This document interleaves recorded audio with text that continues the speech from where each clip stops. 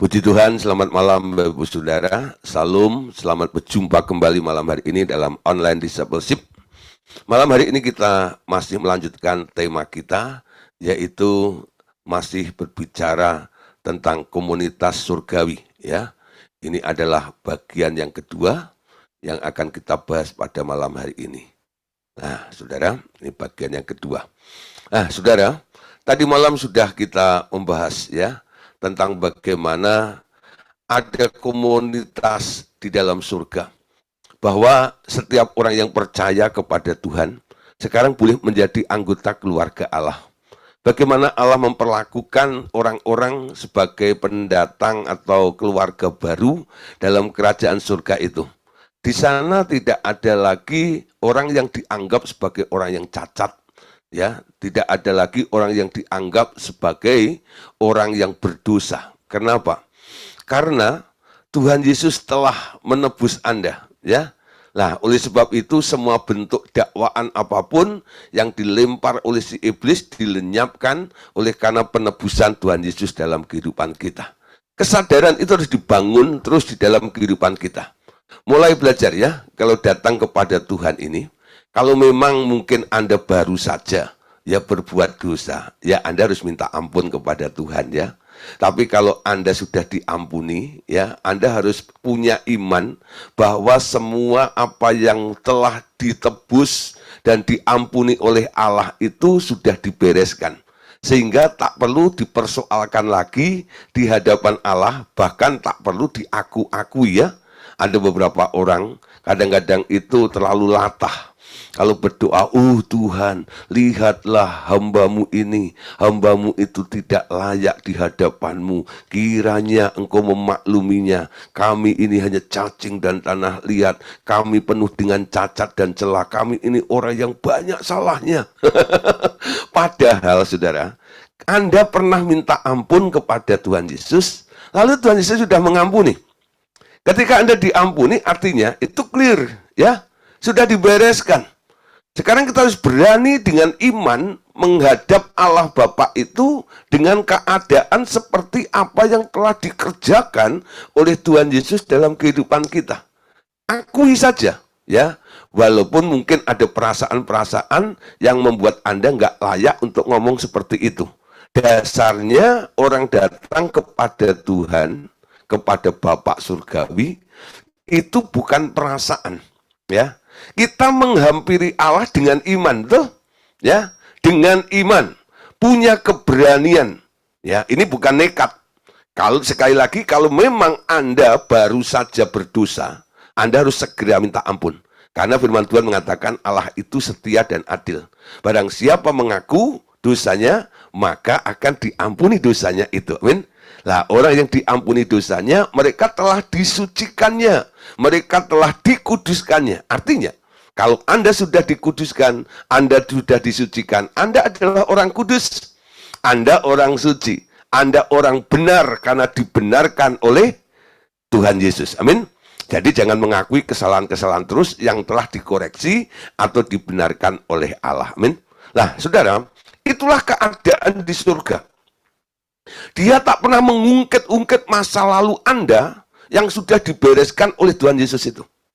Dia selalu menerima Anda apa adanya ketika Anda masuk dalam keluarga Allah itu. Anda akan diperlakukan dengan kasih, Anda tidak dihakimi di tempat itu, bahkan saudara, Anda diberi kesempatan untuk bertumbuh. Makanya, tadi malam sudah kita bahas, di surga, di dalam keluarga Allah ini, Allah menyediakan pendidikan. Nah, semua orang-orang yang tergabung dalam keluarga Allah ini, dalam komunitas surgawi tersebut, mereka semua harus belajar. Mereka harus rela dan mau untuk dididik, untuk lebih lagi. Sehingga kita mengalami pertumbuhan. Dari kemuliaan kepada kemuliaan, dari kebenaran kepada kebenaran, ya, dari kekudusan kepada kekudusan. Nah, itu terus berlanjut sampai Anda benar-benar menjadi orang yang benar, Anda benar-benar menjadi orang yang kudus, dan Anda benar-benar menjadi orang yang mulia, baik secara hukum maupun secara faktanya. Kenapa? Karena semua ada fasilitasnya. Anda bisa berubah. Bahkan Bapak ingin kita mencapai kemuliaan yang paling tinggi. Diubah seperti Bapak. Ya, hendaklah kamu sempurna seperti Bapakmu di surga adalah sempurna. Oke, malam hari ini Bapak Ibu Saudara, kita akan melanjutkan pembahasannya. Kalau ada pendidikan yang Tuhan sediakan, artinya pasti ada program-program yang telah Tuhan buat ya. Ada program pendidikan-pendidikan yang harus kita mengerti, yang harus kita pahami. Selama kita di bumi ini, Allah juga punya program ya. Pendidikan bagi keluarganya yang masih tinggal di bumi itu. Allah Bapa berkata, seperti yang telah kukatakan, kami adalah keluarga yang nyaman. Ya, karena nggak ada dakwaan, nggak ada intimidasi, ya. Di situ hanya ada perlindungan, ada kasih, ya, dibina, dididik, makanya nyaman. Di mana mereka yang tak punya keluarga dapat tinggal dalam dan bernaung. Ya, di situ ya mereka bisa dilindungi dan berada di dalam kumpulan orang-orang yang saling mengasihi ya. Ini adalah merupakan ajakan atau tawaran bagi orang-orang yang merasa mereka tidak mempunyai tempat tinggal dan tak mempunyai keluarga di muka bumi ini. Anda boleh bernaung, Anda boleh berlindung di dalam keluarga Allah tersebut. Bapak berkata lagi, kami memberi setiap orang kelegaan yang besar, dan mereka dibentuk menurut gambar kami, yaitu Bapa, Tuhan Yesus, dan Roh Kudus. Mereka yang merana akan memperoleh tempat di antara keluarga kami. Mereka akan dilepaskan dari beban dan dibebaskan dari segala sisa belenggu, hingga mereka bisa bertumbuh lagi. Lah saudara, banyak sekali anggota-anggota daripada keluarga Allah ini yang tergabung dalam komunitas surgawi tersebut. Mungkin sebelum Anda masuk dalam komunitas keluarga Allah tersebut, banyak Anda mengalami banyak pengalaman terluka di muka bumi ini. Nanti saudara, ya, Tuhan akan membawa balsam untuk membebat, untuk menyembuhkan Anda semuanya. Jadi ada kesembuhan. Supaya apa? Pertumbuhan Anda itu cepat. Kalau Anda masih sakit, ya, dalam keadaan sakit, itu akan mengganggu proses sebuah pertumbuhan, ya. Makanya disembuhkan dulu, sehingga fokus kepada sebuah pertumbuhan atau target daripada pertumbuhan yang telah Allah canangkan di dalam setiap kehidupan kita ini, ya. Lah, saudara, jadi ada beberapa orang yang mulai dipulihkan. Ada beberapa orang yang mulai disembuhkan dari luka-luka batinnya, dari pengalaman-pengalaman buruk di masa lampaunya. Semuanya bisa dibereskan ya. Nah saudara, selanjutnya apa yang dikatakan oleh Allah Bapa malam hari ini, kita lihat di sini ya. Setelah mengerti jalan pikiran kami dan mulai menyesuaikan diri dengan cara hidup di surga, akan kirim mereka kembali ke dunia sebagai wakil-wakil kami. Nah, saudara, jadi ketika kita sudah dipulihkan, kita sudah mulai melakukan sebuah pertumbuhan, Allah akan mengirimkan kita kembali ke bumi ini untuk menjadi representatifnya Allah. Ya, sehingga gambar Allah itu mulai nampak di dalam kehidupan kita. Setiap orang yang bersentuhan dengan kita, mereka boleh merasakan kehadiran Allah melalui hidup kita ini. Dulu mungkin ya, sebelum kita masuk dalam keluarga Allah dan dipulihkan dalam komunitas surgawi tersebut, ketika Anda bersentuhan dengan seseorang, selalu menimbulkan luka. Ya, omongan kita pedes, ya, melukai orang, ya, dan sebagainya. Tapi nanti lain. Ketika sudah mengalami pemulihan, karena masuk dalam komunitas surgawi tersebut, dipulihkan oleh Allah. Ketika Anda kembali bergaul dengan orang-orang di sekitar Anda di muka bumi ini, nanti dampaknya berbeda. Ya, mereka yang dulu menganggap Anda seperti duri di dalam daging, yang selalu menusuk, melukai mereka, sekarang mereka belum merasakan kehadiranmu mulai berbeda. Ya, hidupmu mulai menjadi berkat bagi mereka semuanya.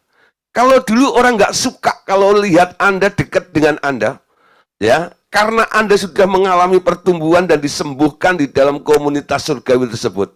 Semua orang, ya, selalu pengen dekat dengan Anda. Kenapa? Karena merasakan aliran damai, merasakan aliran sukacita, ya, semua produk surga itu mengalir melalui hidup Anda.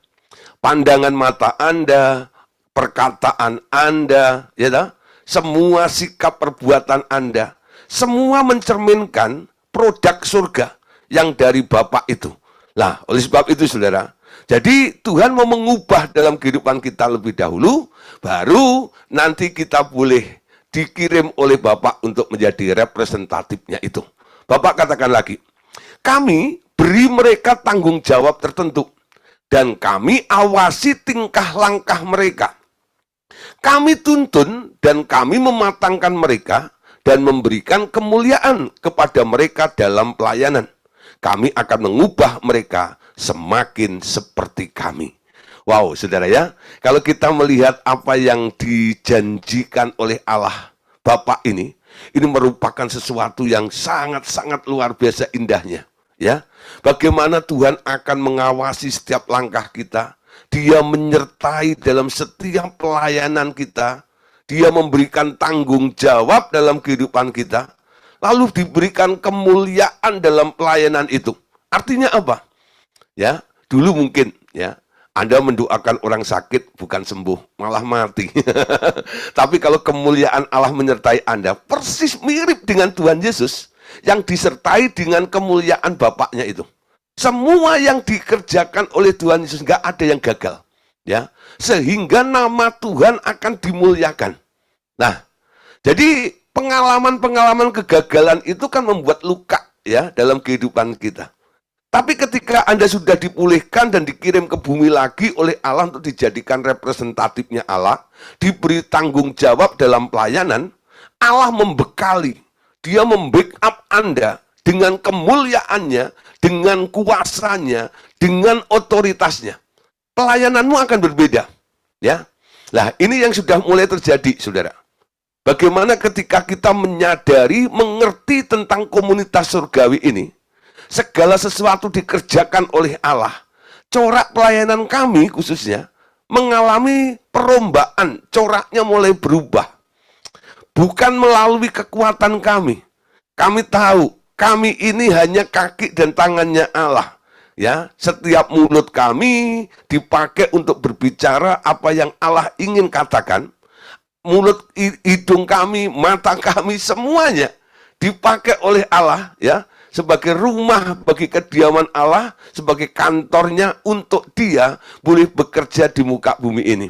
Dan banyak hal-hal yang spektakuler yang Tuhan akan kerjakan di muka bumi ini. Tapi saudara, ya, walaupun kita disertai dengan kemuliaan, keberhasilan dan sebagainya, ingat, penderitaan di dunia ini adalah sarana juga yang terbaik untuk mematangkan setiap anggota keluarga kami. Nah, ya, ini yang agak yang nggak enak sedikit ya.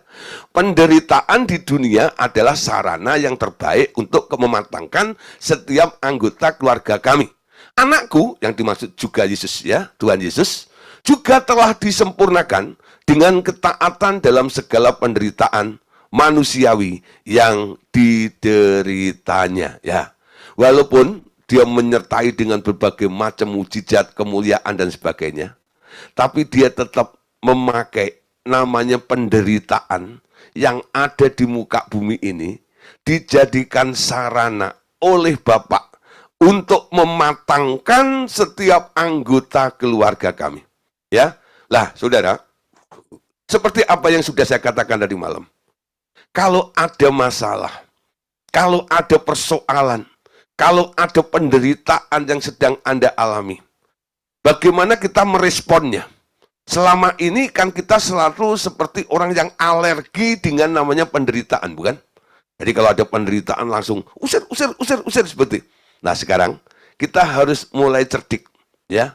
Kadang-kadang penderitaan itu diizinkan oleh Tuhan terjadi di dalam kehidupan kita untuk menjadi sarana mematangkan. Jadi kalau Anda belum diproses dalam penderitaan itu, lalu penderitaan itu keburu Anda usir, ditengking keluar dengan nama Tuhan Yesus dan hilang juga, prosesnya nggak terjadi. Penderitaannya hilang, Anda merasa happy, Anda merasa senang, tapi Anda tidak mengalami pertumbuhan. Amin. Nah, sekarang kita mulai belajar ya. Jadi ketika ada masalah, Anda harus menemukan, mengerti dulu mekanismenya. Tanya sama Tuhan, Tuhan, kenapa Engkau izinkan masalah itu boleh terjadi dalam kehidupan saya? Amin. Jangan terus tidak, oh Tuhan tolong lepaskan aku dari masalah ini. Tarik tolong kepada orang-orang yang dalam tanda kutip powerful. Ya, tolong Pak doain saya. Tumpang tangan, tumpang kaki juga nggak apa-apa. Yang penting beres masalahku. Nah, jangan ambil sikap seperti itu. Ya, beberapa kali ada orang yang WA atau telepon kepada saya dalam kondisi yang panik dan ketakutan karena adanya masalah penderitaan yang terjadi di dalam kehidupannya. Lalu saya dengan tenang mengatakan, ya, coba, ya, jangan gegabah seperti itu, jangan ketakutan seperti itu. Jangan seperti orang yang nggak punya iman dan yang nggak punya Tuhan. Ada Tuhan yang menyertaimu. Seberapapun besar masalah yang terjadi dalam kehidupanmu, Tuhan lebih besar dari masalahmu itu. Ya, saya bentak sedikit gitu ya. Ya, perhatikan. Seberapapun besar persoalanmu, seberapapun besar penderitaanmu, Anda harus sadar ada Tuhan di dalam hidupmu yang jauh lebih besar dari persoalan dan penderitaanmu itu. Sadar nggak? Iya Pak, ya. Tapi penderitaan itu kan nggak enak. Memang tidak ada namanya penderitaan itu enak. Semua penderitaan nggak enak. Tapi ya sabar sedikit dong. Mungkin Tuhan mau memakai penderitaan ini untuk mengingatkan kamu. Ya, coba tanya sama Tuhan. Kenapa Tuhan kok izinkan penderitaan itu terjadi? Kadang-kadang saya bantu, ya. Saya tanya kepada Tuhan, Tuhan kenapa orang ini mengalami masalah seperti ini?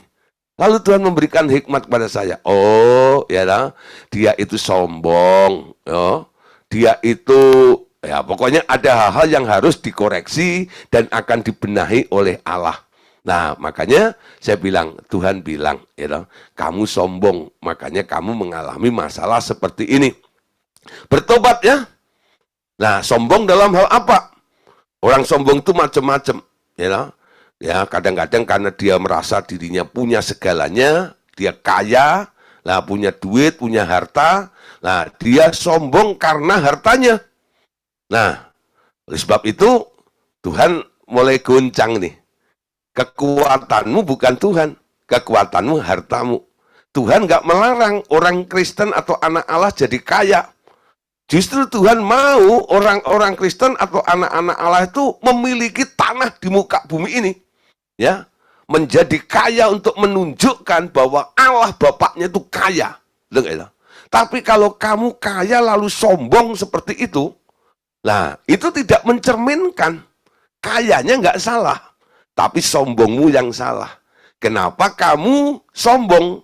Karena kamu kaya. Jangan anggap kekayaanmu itu sebagai sesuatu yang menopang hidupmu. Yang menopang hidupmu adalah Tuhan. Kekayaan itu hanya sesuatu yang dititipkan kepada Anda. Betul? Nah, ketika Anda kaya, Anda harus tanya kepada Tuhan. Tuhan, kenapa Engkau buat aku menjadi kaya? Siapa yang pernah tanya sama Tuhan seperti itu? Saya jamin jarang ada orang Kristen yang tanya Tuhan seperti itu.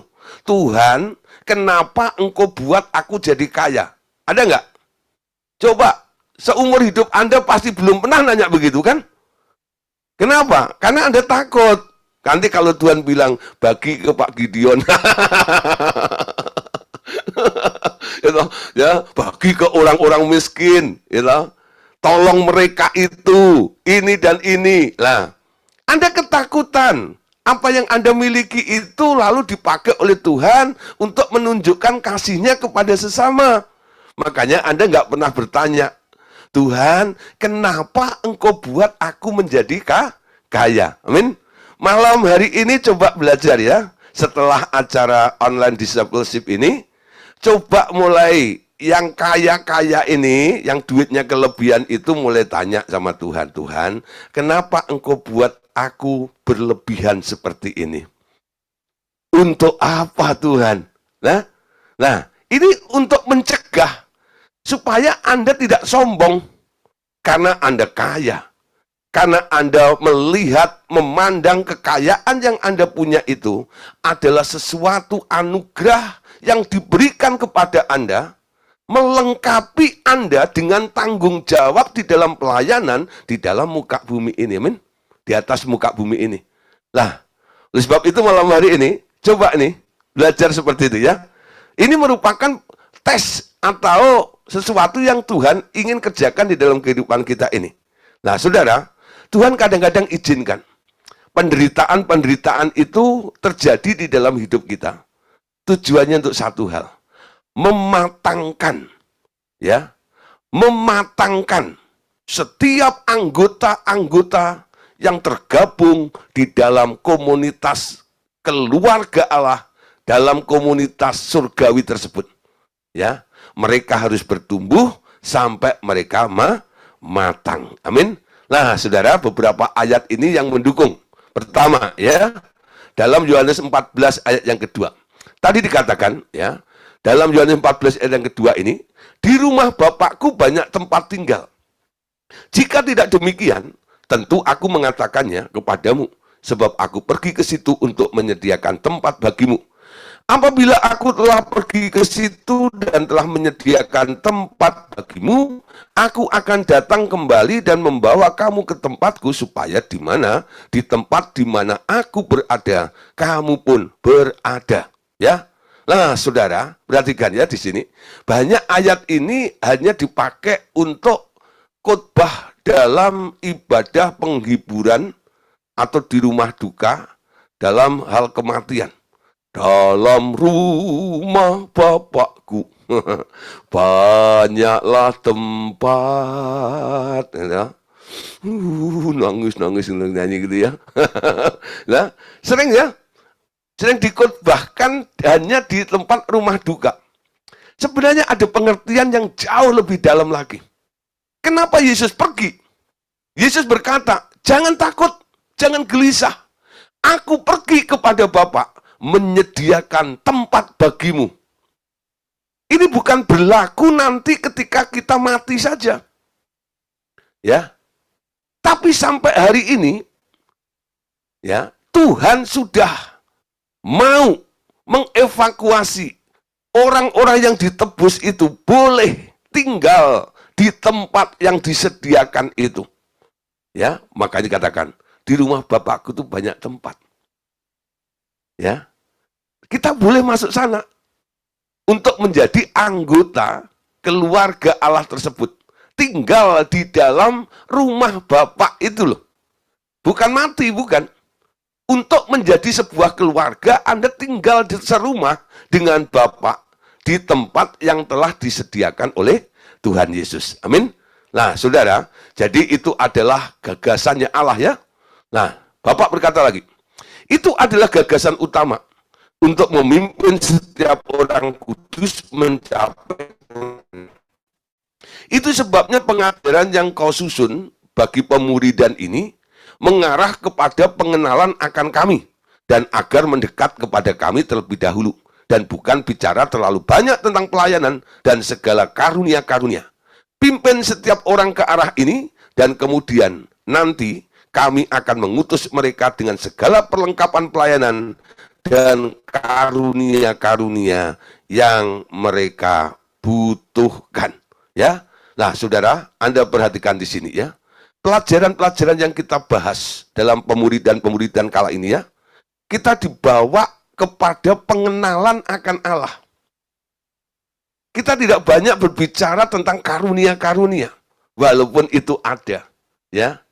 Tapi bukan fokusnya ke situ. Semua orang yang mau menjadi murid Tuhan harus mengenal Allah itu seperti apa, keinginannya seperti apa.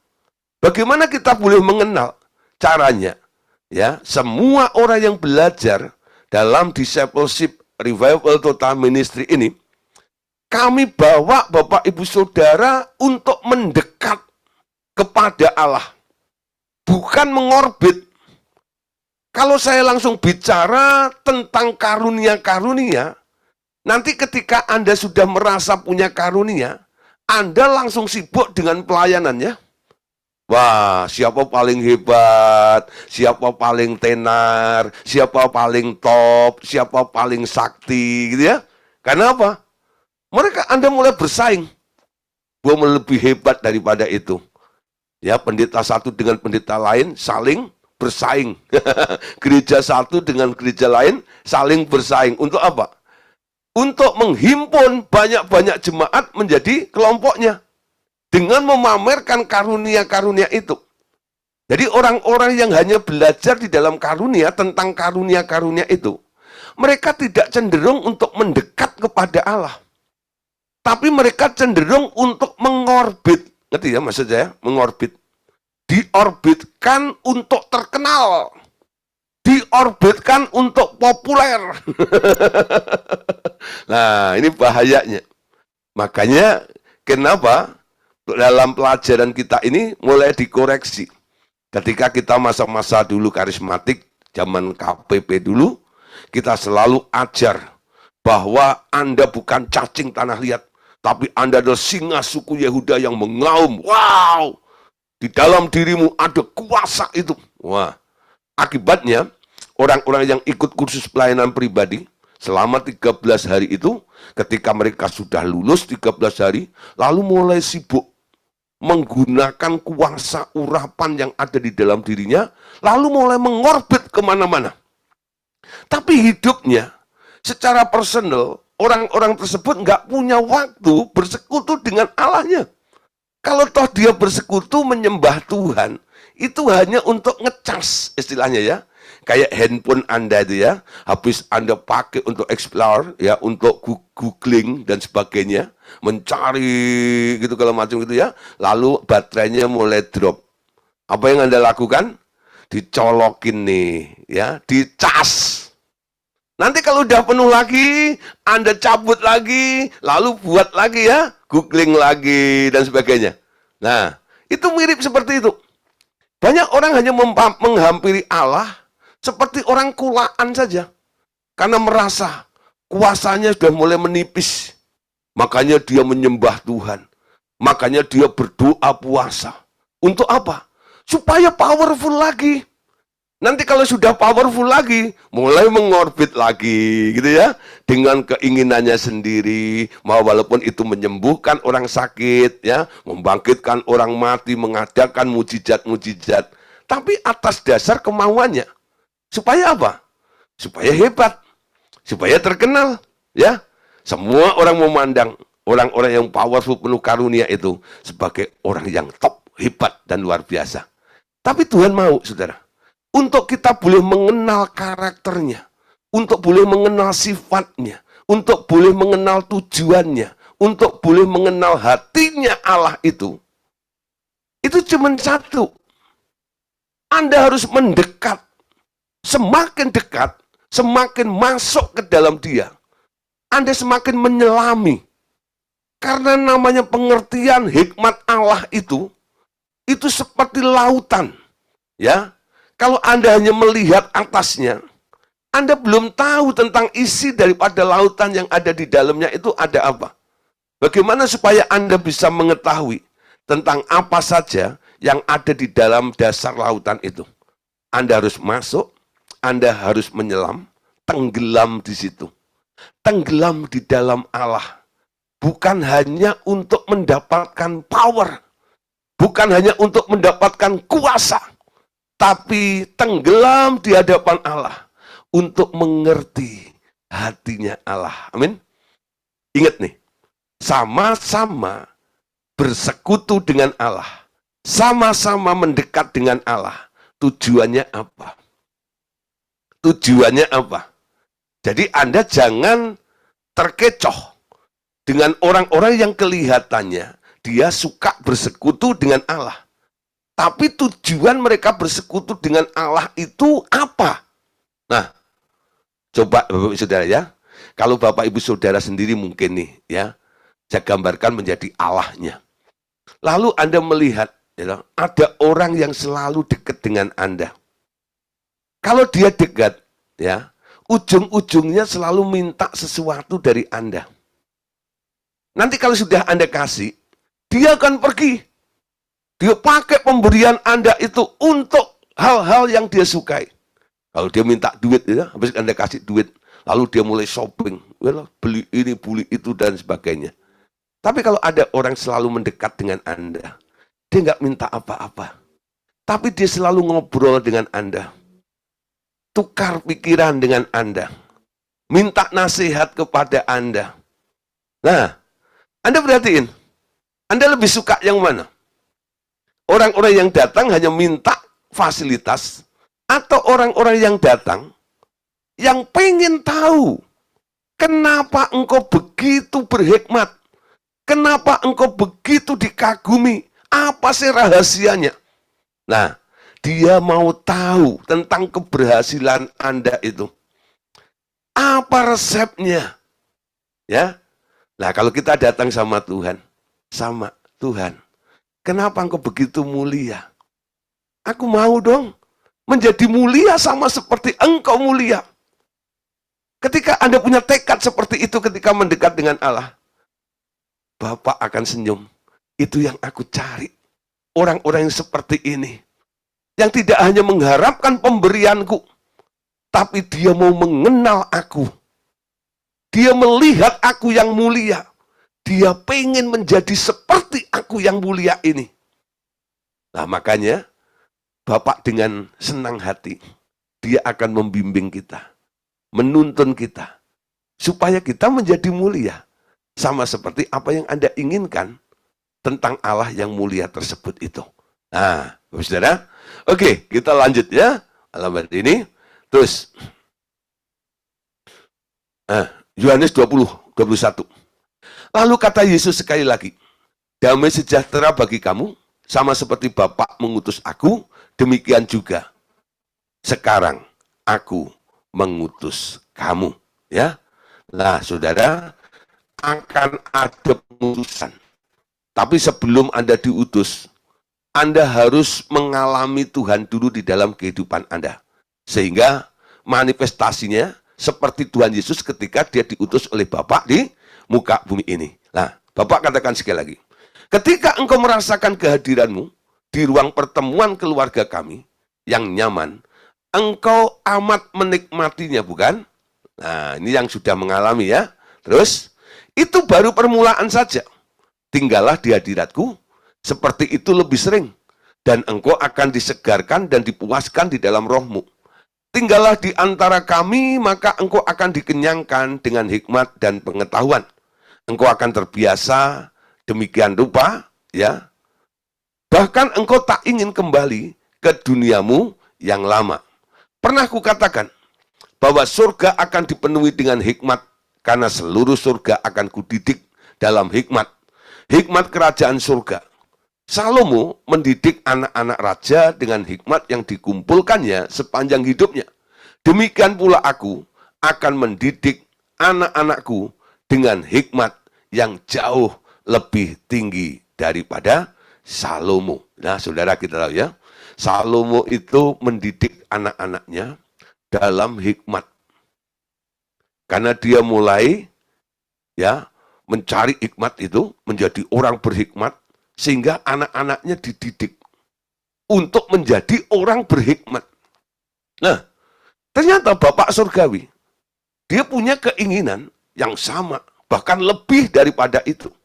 Kalau Salomo mendidik anak-anaknya dengan hikmat duniawi, Bapakmu yang di surga, dalam keluarga Allah itu, dalam komunitas surgawi ini, Bapak di surga juga akan mendidik kita dalam hikmat hikmatnya Allah. Ya, hikmat Allah itu seperti apa? Saudara, banyak sekali saudara tentang hikmat Allah. Selama ini, ya, hikmat-hikmat yang Anda minta kepada Allah itu kan hanya hikmat untuk menyelesaikan persoalan dalam kehidupan kita, ya. Tuhan berikan hikmat untuk memecahkan masalah ini, gitu ya. Tapi ada hikmat-hikmat pengetahuan daripada Allah yang tidak diselami oleh banyak orang. Contoh ya, yang telah disingkapkan dalam pelayanan Revival Total Ministry. Allah ingin berdamai dengan segala makhluk. Itu hikmat Allah ya. Dan itu nggak dipahami oleh gereja-gereja Tuhan. Buat apa ya ngopenin atau menginjili orang-orang yang sudah mati dan segala makhluk tersebut. Tapi Allah bilang, aku mau berdamai dengan segala makhluk itu. Itu salah satu hikmatnya daripada Allah.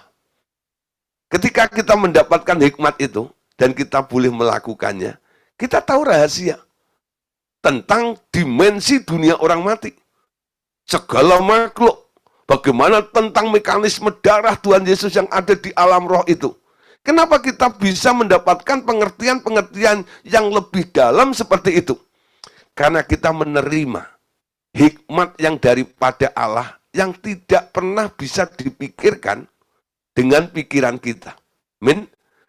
Saya percaya, saudara, nanti ke depannya Allah Bapa akan menyingkapkan lagi, bahkan mengajarkan kepada kita semuanya hikmat yang lebih tinggi lagi. Bukan sekedar hikmat untuk keluar dari persoalan hidup, tapi hikmat yang menjadi tujuan, dan itu adalah ungkapan isi hati Allah yang belum tersingkap, yang tersimpan berabad-abad lamanya, dan akan disingkapkan kepada orang-orang yang mau belajar kepadanya. Amin. Nah, apa yang dikatakan oleh Bapak ya tentang mengajar orang-orang dalam keluarganya ini? Bapak katakan, aku akan mengajar mereka mencampur hikmat dalam setiap hal. Perhatikan ya.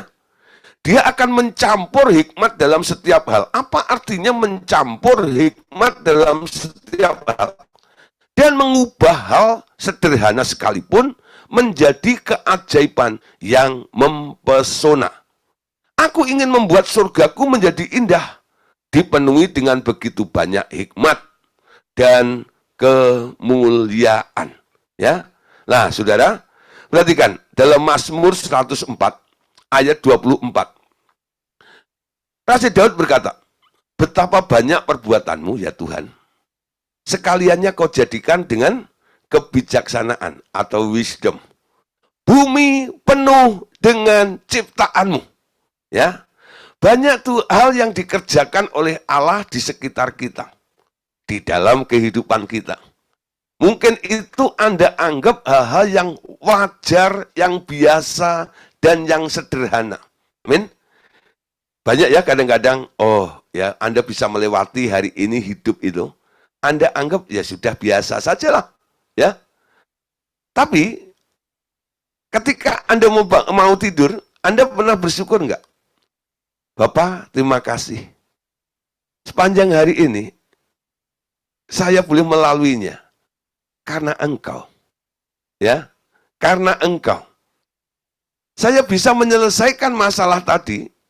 Walaupun itu ya, hal yang biasa, yang sederhana, itu juga hikmatnya Allah yang diberikan kepada Anda. Bukan karena Anda bisa. Ya. Mungkin itu bidang Anda. Walaupun Anda punya skill dalam bidang itu, dan Anda berhasil menyelesaikannya, Anda harus tetap bersyukur, Tuhan. Ini karena Engkau. Karena hikmat-Mu. Tuhan mencampur hal-hal yang sederhana yang selalu terjadi di dalam kehidupan kita. Dia ada, hikmatnya mengalir di dalam kehidupan kita ini. Amin.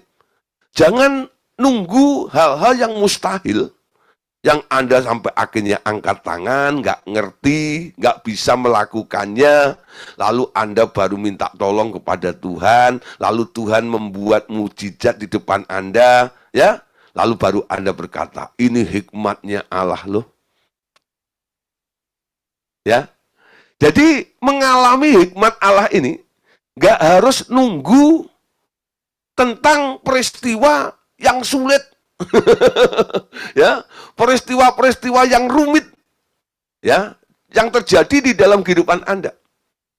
Semua hal yang terjadi, walaupun itu hal yang biasa dalam kehidupan Anda, semua bisa terjadi karena hikmatnya Allah. Amin. Bukan karena Anda bisa. Lama-lama saya berpikir, saya tak mampu, saya tak bisa melakukannya tanpa Tuhan. Ya, walaupun pernah punya pengalaman di dalam bidang itu. Umpama ya, saya pernah mendoakan orang sakit, lalu orang sakit sembuh. Nanti ada orang yang sakit, penyakitnya sama. Anda berpikir apa? Kemarin saya bisa, hari ini saya bisa ya. Walaupun Anda pernah berhasil dalam satu bidang itu, ketika Anda mengerjakan bidang yang sama, Anda harus tetap butuh hikmat Tuhan. Amin. Tuhan, hikmat-Mu nyatakan dalam perkara ini. Mungkin caranya tetap sama. Tapi Anda harus belajar bergantung dengan hikmatnya Allah. Orang yang selalu bergantung dengan hikmatnya Allah itu punya hati yang mau belajar. Dan Tuhan melihat, aku mau beri pelajaran yang lebih lagi kepada orang-orang yang mau belajar seperti ini. Amin. Nah, saudara, kalau di bumi itu ada pelajarannya. Ternyata di alam roh atau di surga pun itu, ternyata ada kelas dan jenjang pendidikan juga. Ya, ada kelas dan jenjang pendidikan di surga. Bapak berkata, benar anakku, mendekat kepadaku adalah jalan satu-satunya untuk memahami segala sesuatu. Ya, bukan untuk memperoleh sesuatu. Perhatikan ya, jangan diganti. Ya, mendekat kepada Allah, ya, adalah jalan satu-satunya untuk memperoleh segala sesuatu. Tapi sekarang kita harus tahu apa yang dikatakan oleh Bapak malam hari ini. Bahwa ketika kita mendekat kepada Dia, itulah jalan satu-satunya untuk kita boleh memahami segala sesuatu. Amin.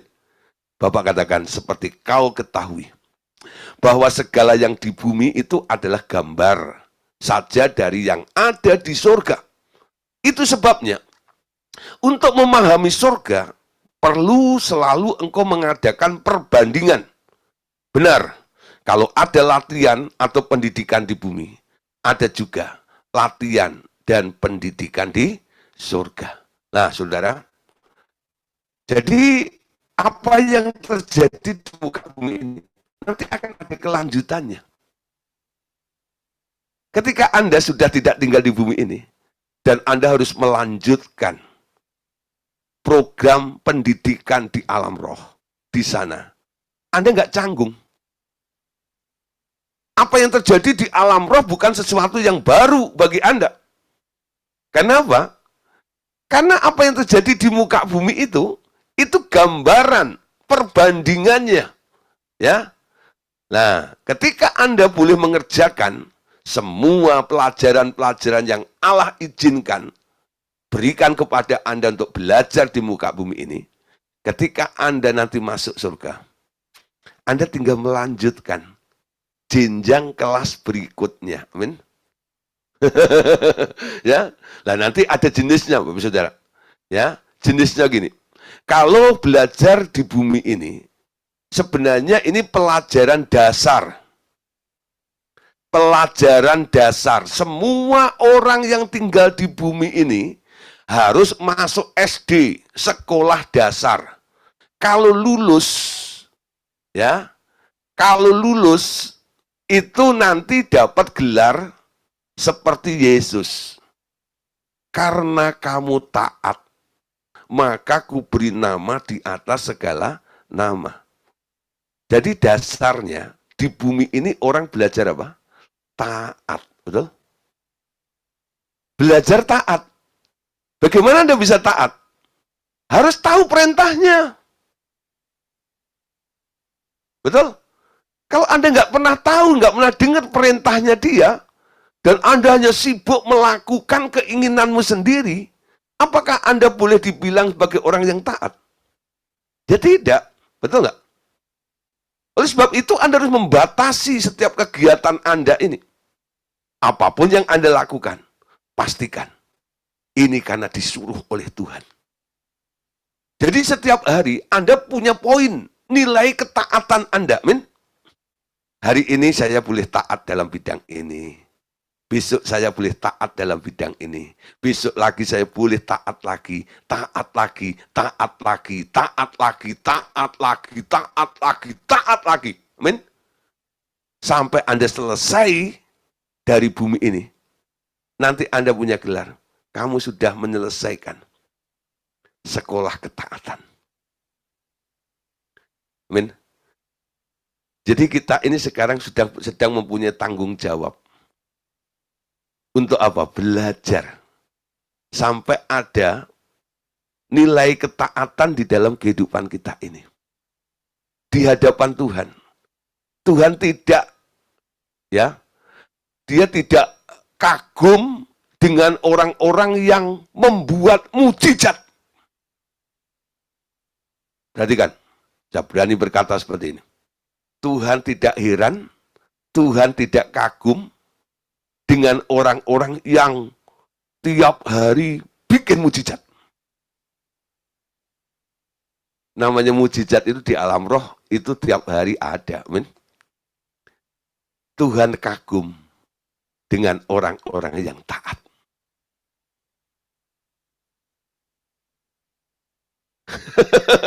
Ya, banyak orang kadang-kadang berpikir kalau dia bisa melakukan banyak hal yang spektakuler, lalu dia mulai memandang ke atas. Gimana Tuhan?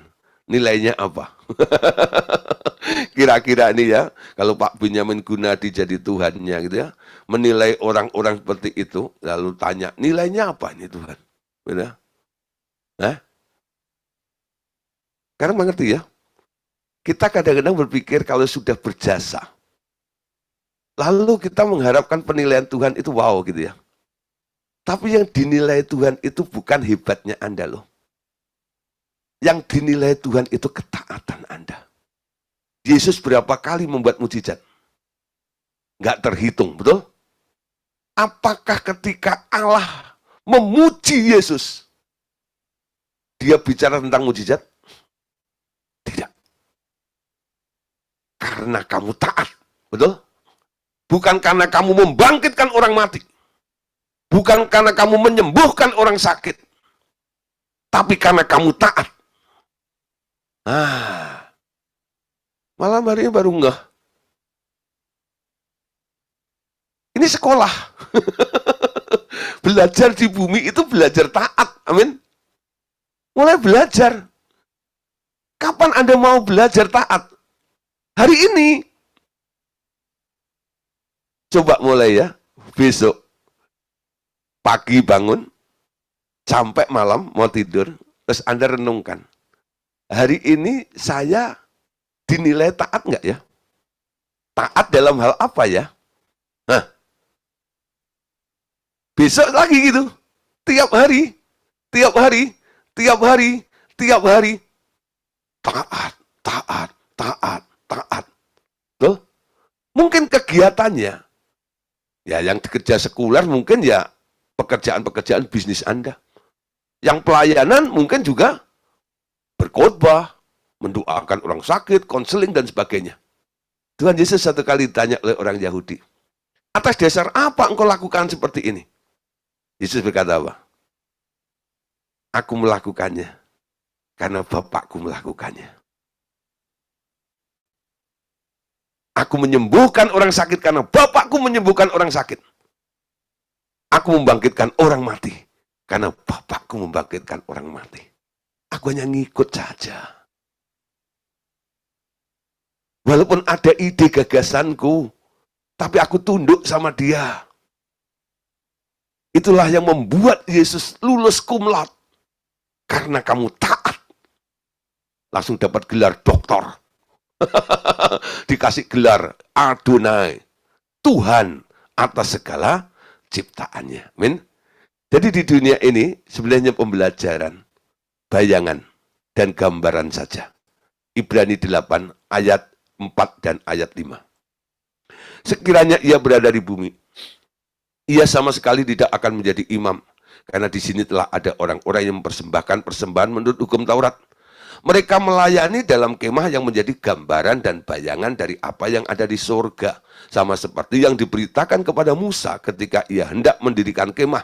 Perhatikanlah, demikianlah firman-Nya, bahwa engkau harus membuat contoh, ya, membuat semuanya itu menurut contoh yang telah ditunjukkan kepadamu di atas gunung itu. Menurut contoh yang telah ditunjukkan di gunung itu kepadamu. Baru ada nilai ketaatannya. Menurut contoh. Apa yang terjadi, apa yang ada di bumi ini harus sama seperti apa yang ada terjadi di surga. Menurut contoh. Amin. Jadi kalau Anda melakukan sesuatu, Anda harus bisa kasih, ini saya dicontohin. Ngerti ya, dicontohin itu apa sih sebenarnya? Kalau Anda mengerjakan PR ya atau ujian, lalu dikasih contohnya gitu ya, ini kan nyontek namanya. Itu kan namanya nyontek, betul nggak itu? Kalau di pendidikan ya sekuler gitu, di sekolah Anda gitu, nyontek langsung Anda dicoret, betul nggak itu? Tapi dalam pendidikan surgawi itu, Anda diwajibkan nyontoh. Ya toh? Anda diwajibkan nyontoh. Justru kalau nggak nyontoh nggak ada nilai ketaatannya. Amin. Nah, di sini nih bagusnya, ya. Nah, saudara, kita lanjut ya. Apa yang dikatakan oleh Allah Bapa lagi. Ini cantiknya bagus banget ya. Dunia adalah sekolah bagi mereka yang masih hidup di dalam. Makanya harus taat. Tapi mereka yang akan memasuki kehidupan di surga harus dididik ulang tentang hal-hal surgawi. Itu dilakukan di dalam kerajaan surga yang dibangun oleh anakku. Juga engkau akan jumpai kelas-kelas dalam jenjang pendidikan di surga.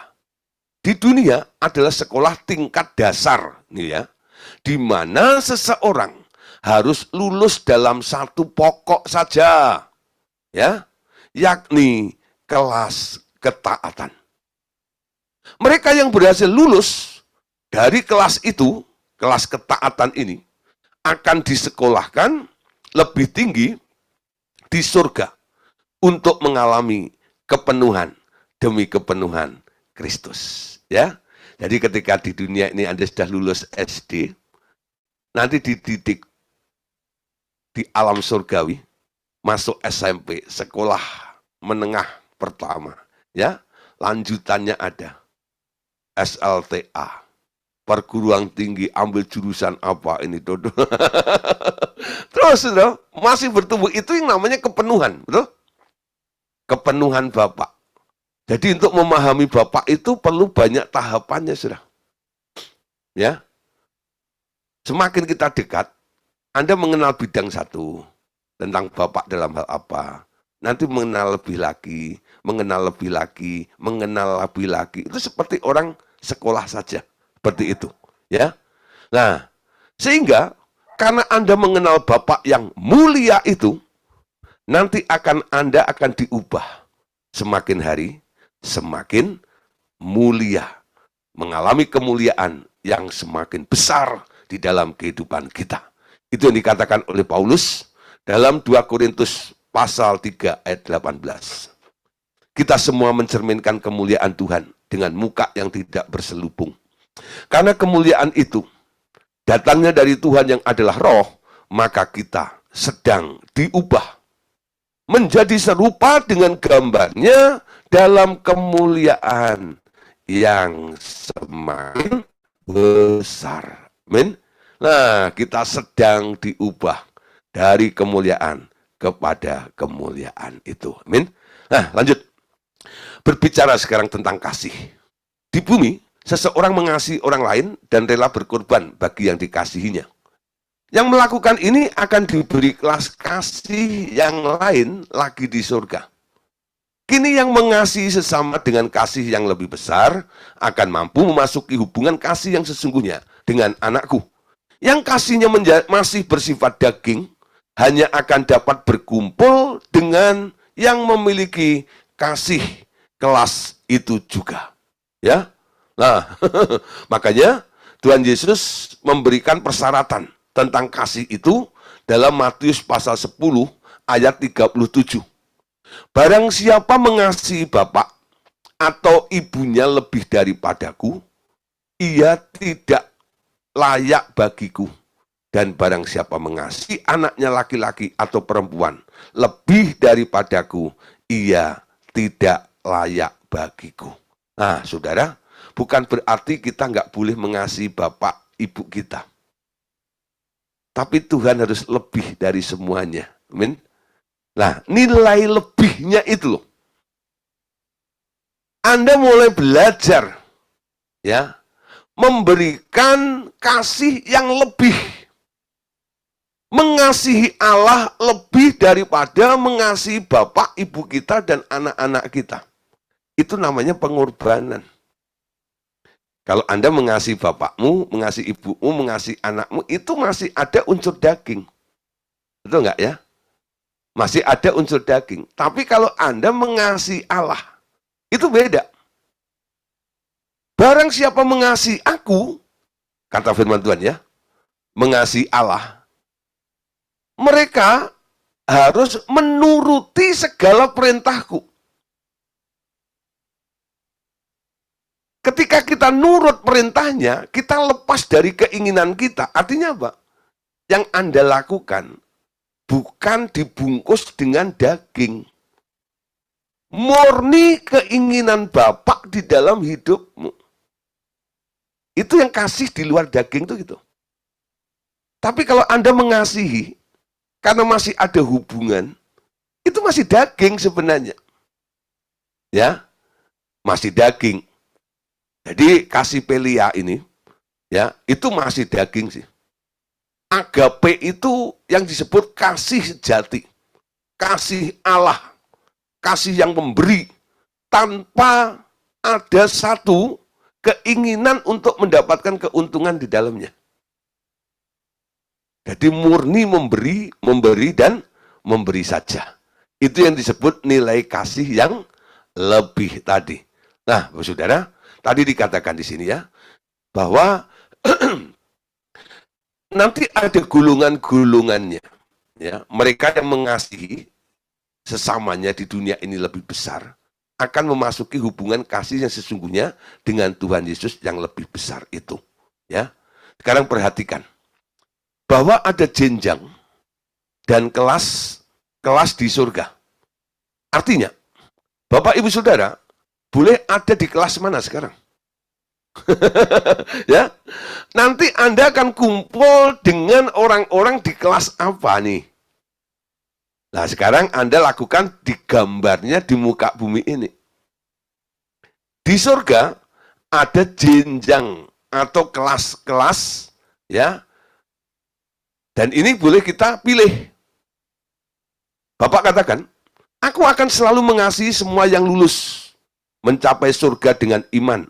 Namun, ada level-level tertentu yang tak dapat dimasuki oleh level yang tak sepadan.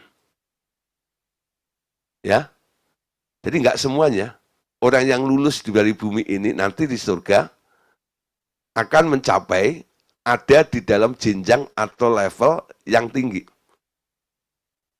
Anda ada di tempat itu karena itu sepadan dengan kondisi Anda. Ya. Nah, terus itu sebabnya ajar semua bangsa tentang semua yang anakku telah ajarkan, agar mereka layak untuk duduk di tempat tinggi. Bahkan kalau mungkin duduk di sebelah kanan atau kiri anakku. Ketetapan ini berlaku sejak dahulu kala. Manusia memang adalah mahkota dari semua ciptaanku di seluruh dunia. Ini adalah hasil karyaku yang terbesar Dan tentu hal ini tak pernah terlepas dari kepentinganku sendiri dalam rangka membuat anakku menjadi sempurna dan diperlengkapi dengan bilangan yang besar manusia serupa dia yang akan melanjutkan perkembangan keluarga Allah yang amat besar di masa yang akan datang. Ya, oke, yuk kita lihat beberapa ayat ya. Matius 5:19. Karena itu siapa yang meniadakan salah satu perintah hukum Taurat sekalipun yang paling kecil dan mengajarkannya demikian kepada menduduki tempat yang paling rendah di dalam kerajaan surga. Tetapi siapa yang melakukan dan mengajarkan segala perintah-perintah hukum Taurat, ia akan menduduki tempat yang tinggi di dalam kerajaan surga. Ada ya di sini katakan ya, melakukan dan mengajarkan perintah-perintah, mereka akan menduduki tempat tinggi. Tapi ada tempat yang rendah. Jadi nggak semua orang yang di surga itu tinggi. Ada yang tinggal di tempat yang rendah. Nah, kok bisa begitu? Nah, ini ditentukan daripada nilai belajar kita, ya. Kalau bisa, saudara, kita harus mencapai tingkat yang tinggi loh. Saya kagum dengan Tuhan Yesus. Ketika Tuhan Yesus lulus dari sekolah ketaatan di muka bumi ini, Bapaknya langsung kasih tempat tinggi loh. Ya. Di mana? Duduk di sebelah kanan Allah Bapa. Itu tempat luar biasa. Ya, Yesus boleh tinggal di tempat itu karena dia taat. Nanti ada orang-orang yang ketaatannya kurang. Karena nilai kasihnya itu selalu bersyarat. Masih campur dengan daging. Nggak bisa duduk di atas itu enggak. Ya. Satu kali, saudara, murid-murid Tuhan Yesus itu pada minta ya kepada Tuhan Yesus, kalau boleh gitu ya. Nanti kalau kita kumpul di surga, aku duduk di sisi kiri dan kananmu ya, gitu ya. Bahkan ada ibunya, ya ibunya Yakobus itu, dia memohon kepada Yesus, Guru, kalau boleh dua anakku itu nanti duduknya di sisi kiri dan kananmu ya. Matius 20 ya, ayat 21, di situ ditulis ya. Nah, perhatikan. Kata Yesus, apa yang kau kehendaki? Jawabnya, berilah perintah supaya kedua anakku ini boleh duduk kelak di dalam kerajaanmu, yang seorang di sebelah kananmu, dan yang seorang lagi di sebelah kirimu. Yesus bilang, itu berat persyaratannya. Bukan nggak bisa. Tapi apakah engkau bisa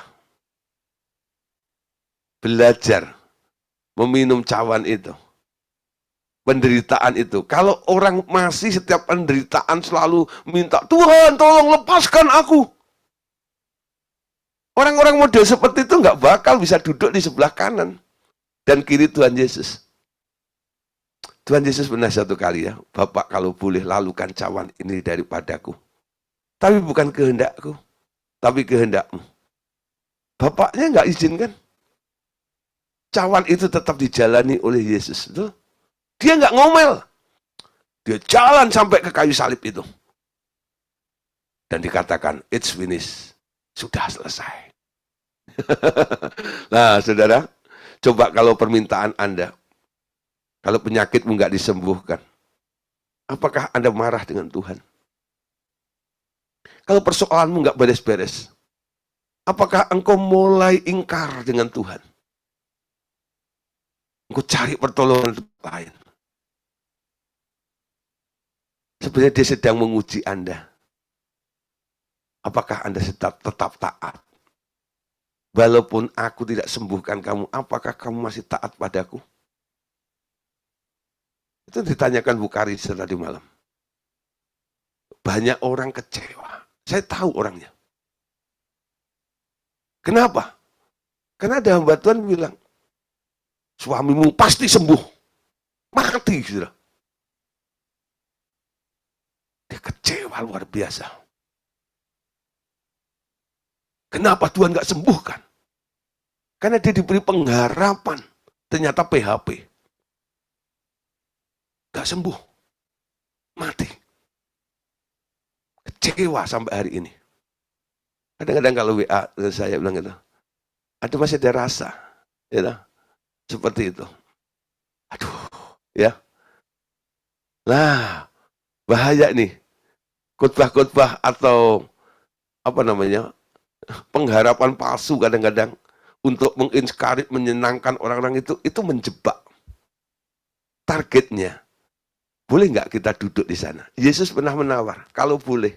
Bapaknya bilang, enggak. Yesus nggak marah. Dia tetap jalan sesuai dengan agendanya Allah itu. Tuh.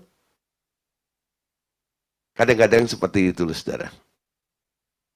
Enggak semua doa Anda harus dikabulkan. Amin.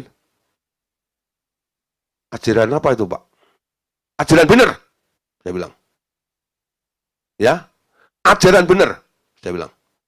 Enggak semua doa dikabulkan.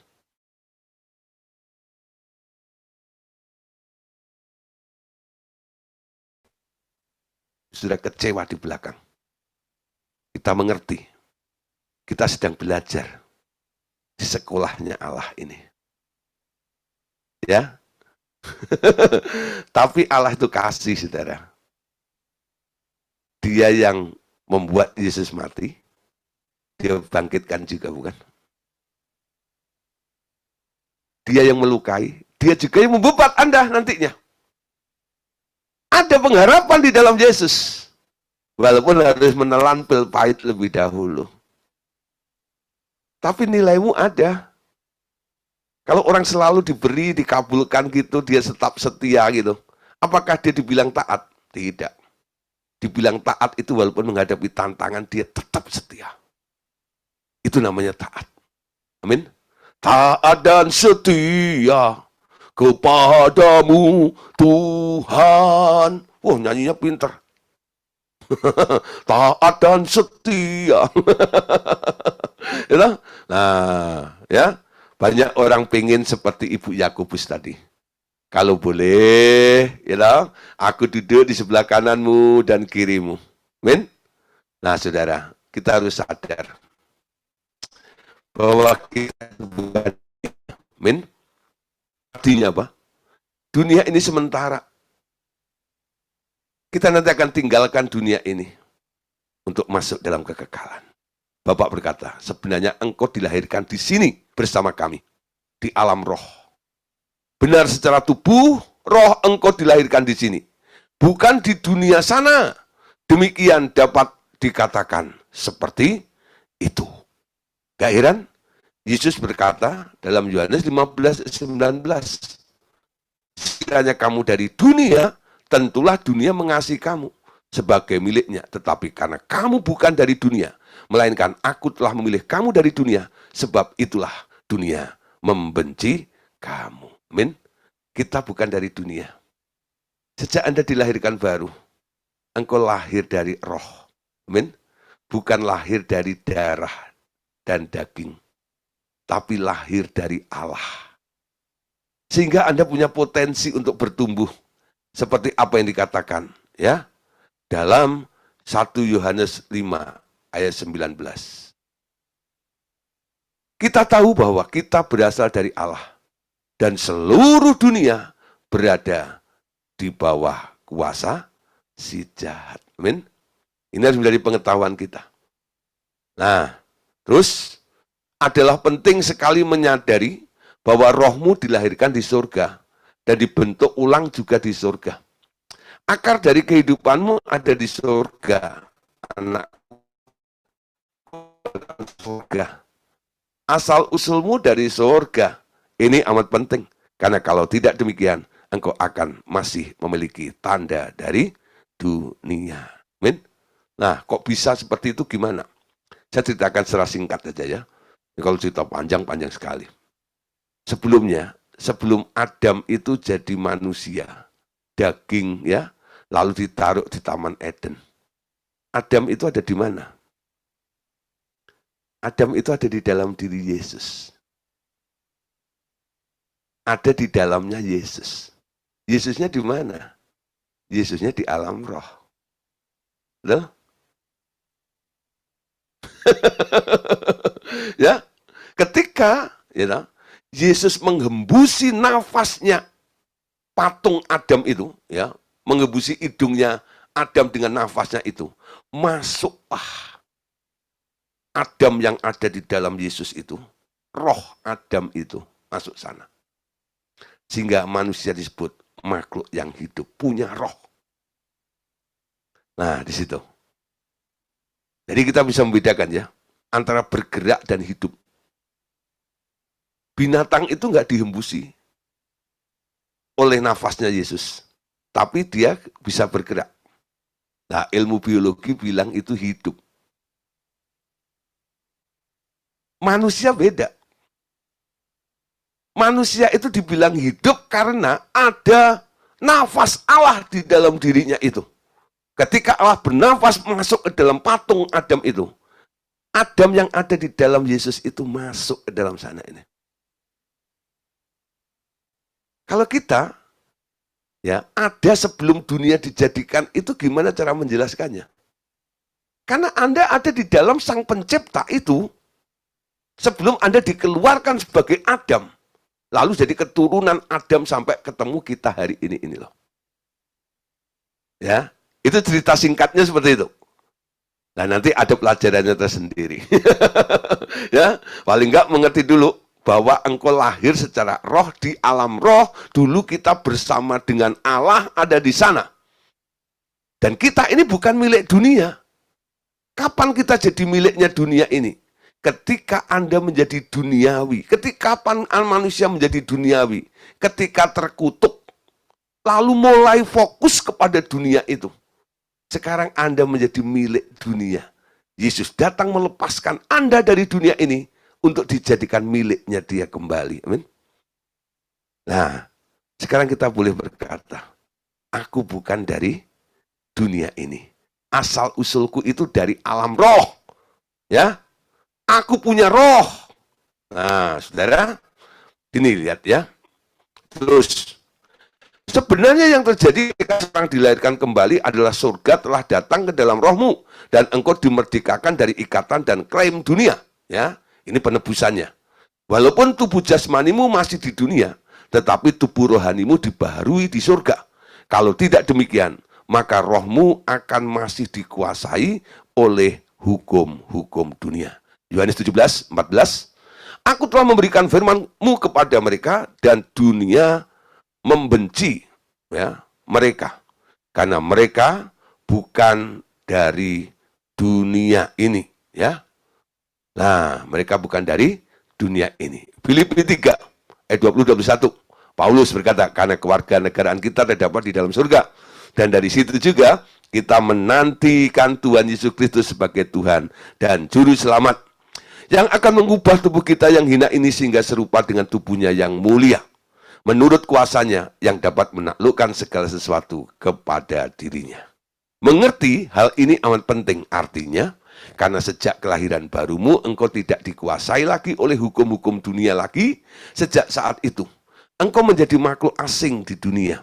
Si iblis dengan segera mendeteksi adanya seorang penyelundup di daerahnya. Perlindungan Gawi telah melindungi roh yang baru dilahirkan itu sehingga mereka tak dapat berbuat apa-apa. Benar, karena kehadiran roh baru yang bercampur dengan rohmu itu telah menjadi gangguan terhadap keberadaan mereka. Amin. Nah, 1 Yohanes 5:18. Kita tahu bahwa setiap orang yang lahir dari Allah tidak berbuat dosa, tetapi dia yang lahir dari Allah melindunginya dari si jahat, tidak dapat menyentuhnya. Bahkan 1 Yohanes 5:4 katakan, sebab semua yang lahir dari Allah mengalahkan dunia. Dan inilah kemenangan yang mengalahkan dunia, yaitu iman kita. Amin. Nah, sekali lagi, sekali engkau mengetahui bahwa rohmu atau lebih tepat rohmu yang besar itu datang dari buatan surga, engkau dengan mudah dapat membuang kontrol duniawi atas hidupmu dan mudah dipindahkan ke dalam kenyataan yang baru. Beberapa orang tertentu yang rohnya memang sudah sangat ringan dapat diangkat segera ke surga untuk meneguhkan status mereka. Sayang, tak banyak yang dapat diangkat seperti itu karena keterlibatan mereka yang terlalu besar di dunia. Juga di antara mereka itu mudah kuangkat masuk ke surga kalau saja roh mereka tak dijerat oleh gereja-gereja tradisi. Benar, Tradisi mereka telah menjerat mereka dengan gembala-gembala mereka yang meletakkan beban lebih dari yang diperlukan ketika mereka bergabung dengan suatu gereja pada umumnya. 1 Korintus 2 ayat 12. Kita tidak menerima roh dunia, tetapi roh yang apa? Yang dikaruniakan Allah kepada kita. Ya, ayat berikutnya 1 Yohanes 4 ayat 6. Kami berasal dari Allah. Siapa yang mengenal Allah, ia mendengarkan kami. Siapa yang tidak berasal dari Allah, ia tidak mendengarkan kami. Itulah tandanya roh kebenaran dan roh yang menyesatkan. Ya, jadi ada beberapa ayat yang sudah meneguhkan tentang asal usul, ya, tentang roh keberadaan kita dan sebagainya. Ya, pesan Bapak katakan begini: berbahagialah mereka yang tak segera dijerat oleh organisasi gereja. Mereka secara rohani akan tumbuh lebih pesat. Benar, ini suatu masalah karena gereja cenderung mengikat mereka dengan seseorang, yakni gembala mereka. Bukan mengikatkan mereka dengan aku atau anakku. Mereka memakai jubah yang panjang dan banyak sekali aksesori yang nampak di luar, bukan yang ada di dalam. Ya, jadi kita harus diikatkan pada Tuhan, bukan pada gembala manusia. 1 Korintus 15 ayat yang ke-47.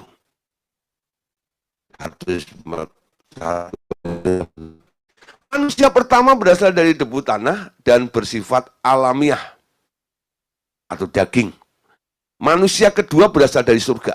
Makhluk-makhluk alamnya sama dengan dia yang berasal dari debu tanah, dan makhluk-makhluk surgawi sama dengan dia yang berasal dari surga. Ya, nah ini bagus sekali ya. Jadi alamiah dan surgawi itu ada. Ya, jadi manusia pertama berasal dari Adam maksudnya. Tapi setelah dilahirbarukan, kita sekarang disebut makhluk surgawi.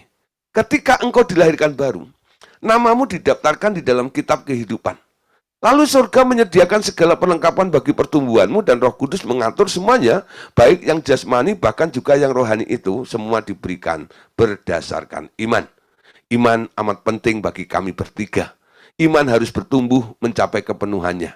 Namun, seperti yang sudah kau ketahui, kepenuhan hanya dapat dicapai dengan memberi kesempatan kepada iman anakku yang mengambil alih setelah suatu saat masa pertumbuhan dasar.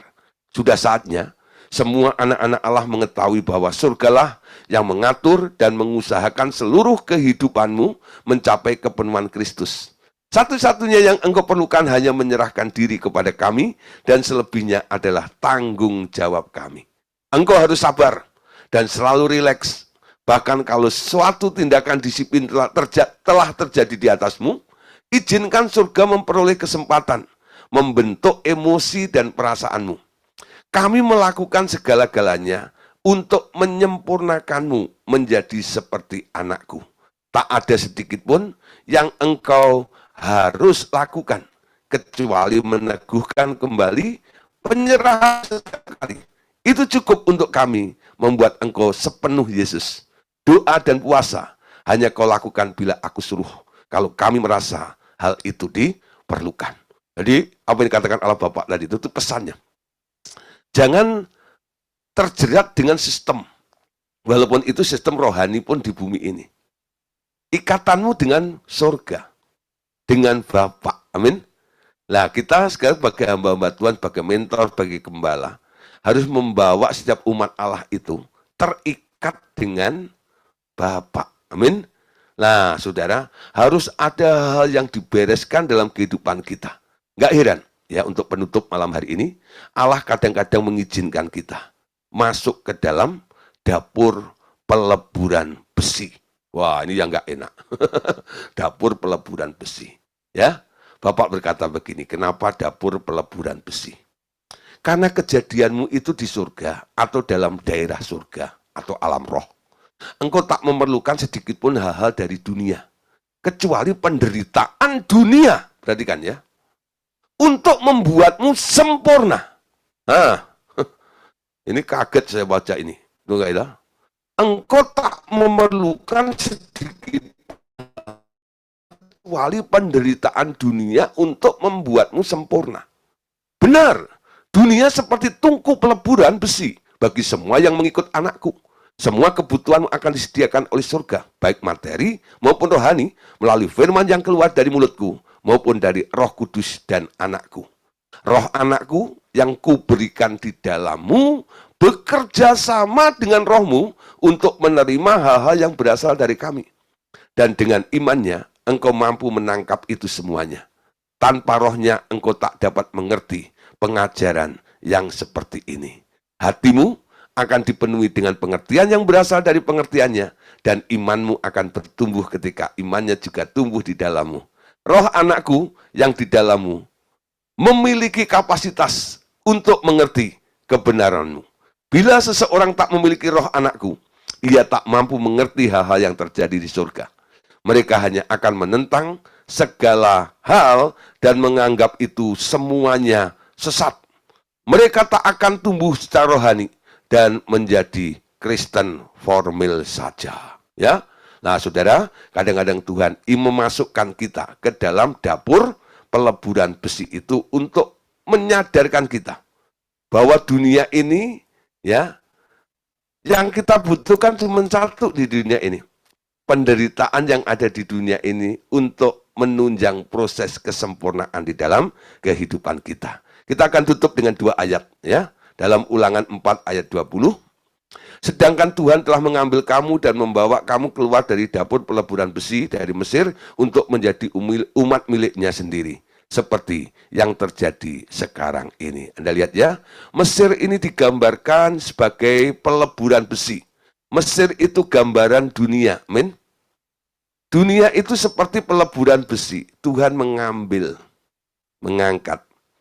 Ketika besi telah dilebur di situ dalam api peleburan itu, ketika diangkat, kualitasnya pasti berbeda, betul? Ya, emas dilebur, kualitasnya pasti lebih berbeda lagi. Demi proses pemurnian seperti itu. Amin. 1 ayat lagi. Yeremia 11 ayat 4 sampai ayat yang ke-5. Yang telah kuperintahkan kepada nenek moyangmu pada waktu mereka keluar dari Mesir, dari dapur suaraku dan lakukanlah segala apa yang kuperintahkan kepadamu, maka kamu akan menjadi umatku dan aku akan menjadi Allahmu sehingga aku dapat menepati sumpah yang telah kuikrarkan kepada nenek moyangmu untuk memberikan kepada mereka tanah yang berlimpah-limpah susu dan madunya. Begitu halnya pada waktu ini. Lalu jawabku, begitulah hendaknya ya Tuhan. Amin. Sudah, Anda harus bisa menjawab juga seperti Yeremia. Begitulah ya hendaknya ya Tuhan. Apa itu begitulah hendaknya ya Tuhan? Dikeluarkan dari dapur peleburan besi untuk menjadi umatnya. Dijanjikannya tanah perjanjian penuh susu dan madu itu. Itulah kesempurnaan. Semua orang yang lulus dalam kelas dasar ketaatan diambil, keluar, lalu ditunjang terus untuk bertumbuh lebih lagi. Sampai sempurna. Seperti Bapak kita di surga adalah sempurna adanya. Amin. Oke, Bapak Saudara, puji Tuhan, malam hari ini kita sudah menyelesaikan ya tentang komunitas surgawi ya. Besok kita akan lanjut ya atau masuk tema yang lain yaitu tentang bejana kemuliaan ya. Oke, terima kasih untuk kebersamaannya malam hari ini. Agak panjang karena harus menuntaskannya ya. Tuhan Yesus memberkati kita semuanya. Amin.